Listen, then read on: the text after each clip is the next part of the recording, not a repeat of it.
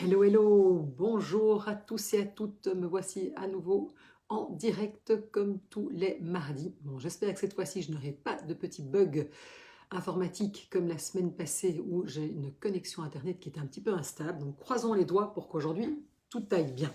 Et donc ne vous inquiétez pas, si je disparais, je sais qu'en tout cas je reviens, ce sont des micro-coupures. Alors aujourd'hui, eh bien, je voulais parler d'amour et de couple.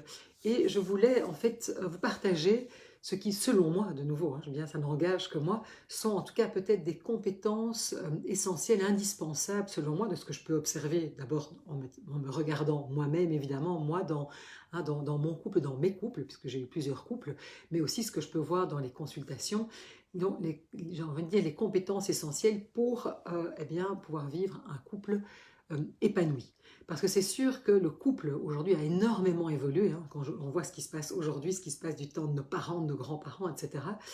Et c'est sûr que aujourd'hui, j'ai envie de dire, pour qu'une relation soit harmonieuse et épanouissante, eh bien, pour moi, il y a vraiment des compétences indispensables et à acquérir, à développer. Et donc, je vais vous partager celles, de nouveau, je dis bien, ça n'engage que moi, que je pense essentielles pour construire, j'ai envie de dire, une relation d'amour solide et durable. Sachez que ce que je vous partage ici, en fait, finalement, peut être applicable, j'ai envie de dire, à toutes nos relations. Ici, je parle de la relation amoureuse, mais vous allez le voir dans nos relations d'amitié, qui sont quand même aussi des relations, j'ai envie de dire, d'amour importantes.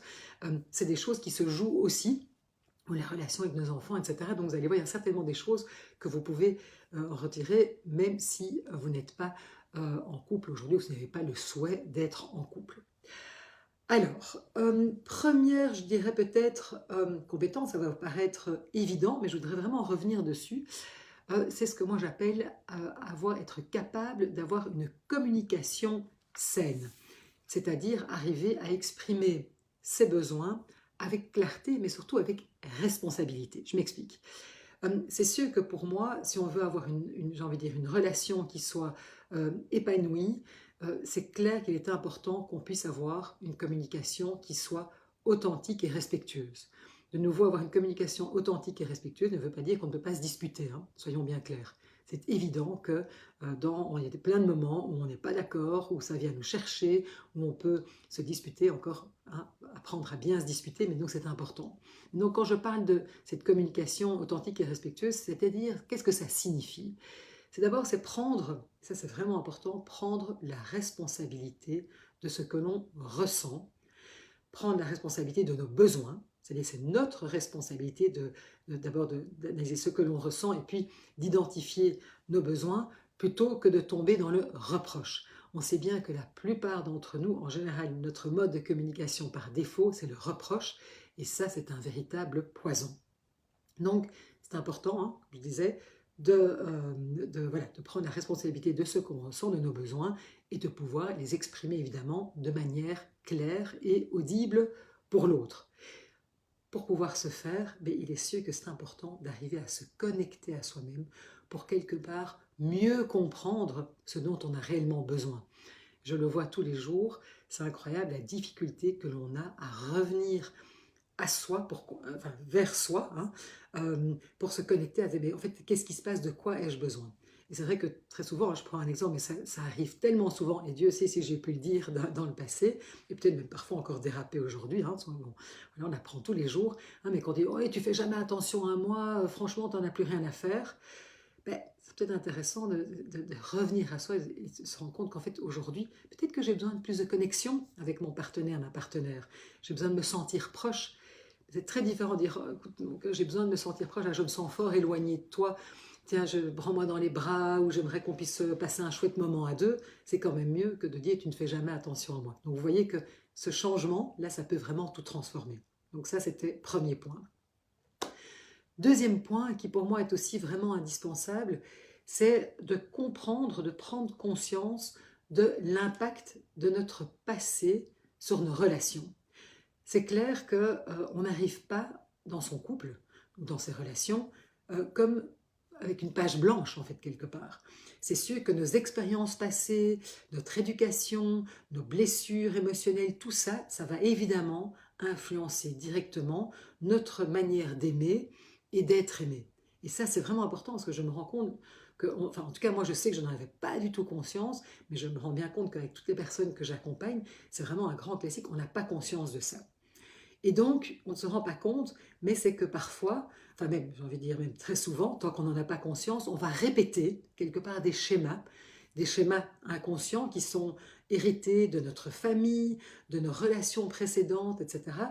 On va avoir des réactions par rapport à notre partenaire, mais ça peut aussi être par rapport à nos collègues, hein, par rapport à nos enfants, par rapport à nos amis, qui vont être teintées par des blessures anciennes qui vont se réactiver dans certaines interactions, parce que ces blessures n'ont pas encore été, peut-être, n'a pas conscientisé, ou en tout cas, on n'en a pas pris soin. Ok. Et donc ça, c'est vraiment important d'en prendre conscience. Ça permet d'éviter justement de projeter sur l'autre peut-être des peurs, ou des attentes démesurées. Donc vraiment important. Vous pensez bien que, c'est là mon troisième conseil, c'est que si on veut pouvoir prendre conscience de ça, eh bien ça va nécessiter évidemment de travailler sur soi. C'est vraiment de pouvoir devenir, j'ai envie de dire, la meilleure version, hein, de soi-même. Et être en couple, moi je le dis, je le répète tout le temps, en tout cas c'est ce que j'ai pu expérimenter, mais c'est ce que je vois aussi avec les personnes que j'accompagne, c'est une opportunité incroyable de croissance personnelle.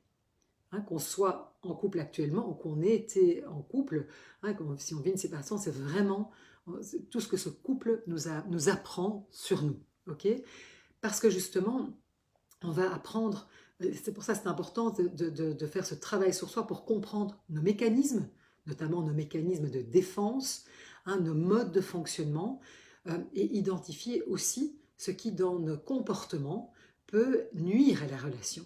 Parce que c'est clair qu'on a des comportements, on met en place des comportements qui sont évidemment des comportements de défense, mais qui nuisent à la relation.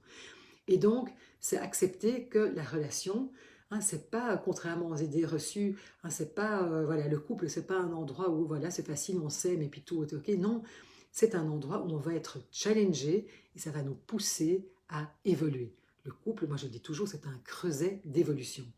Et là, il y a une question que je trouve fantastique qu'on peut se poser, c'est que, hein, dites-vous, si j'étais mon propre partenaire, est-ce que j'aimerais être avec moi? Donc je répète, si j'étais mon propre partenaire, est-ce que j'aimerais être avec moi? Et ça, je veux dire, quand on se pose cette question-là, ça permet vraiment une prise de recul. Et puis, mon quatrième point que je voulais vous partager aujourd'hui, c'est vraiment d'apprendre à développer de l'empathie pour soi, mais aussi pour l'autre. Parce que l'empathie, c'est vraiment ce qui va nous permettre de construire un amour durable. Et donc, c'est vraiment important d'arriver à pouvoir se comprendre soi-même avec de la bienveillance. Et attention, hein, parce qu'on parle beaucoup de ce mot bienveillance, et en galvaudé, moi quand je parle bienveillance, attention, c'est pas de la complaisance. Hein, ok. Donc c'est vraiment important de ne pas tomber dans la complaisance, mais essayer de se comprendre avec beaucoup d'ouverture et j'ai envie de dire beaucoup de gentillesse par rapport à soi, sans tomber dans la complaisance.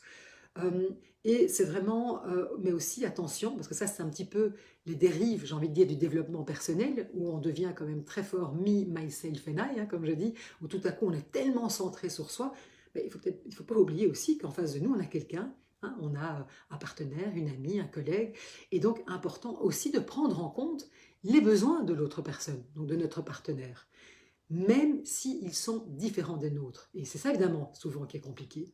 Et donc, c'est comment on va pouvoir justement trouver, parce qu'il n'y a rien à faire, être en relation, ça va nécessiter des compromis.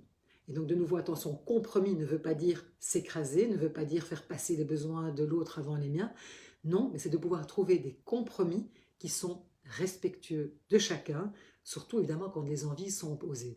Et vous allez voir qu'à partir du moment où on peut s'écouter l'un l'autre, comprendre ce qui se passe, comprendre voilà, quel est le besoin de l'autre, eh bien, la plupart du temps, on peut arriver, en tout cas, à mettre en place, j'ai envie de dire, une solution, un compromis qui va faire que chacun va se sentir entendu et respecté, même si on n'est pas d'accord. Et ça, même si on est en désaccord, et ça, c'est vraiment, par exemple, des choses que je travaille beaucoup avec les couples que j'accompagne, ou même les personnes que j'accompagne en individuel, parce que je le dis toujours, finalement, on peut commencer, déjà commençons par nous, et vous allez voir tout de suite, ça a une influence directe, évidemment, sur la relation de couple.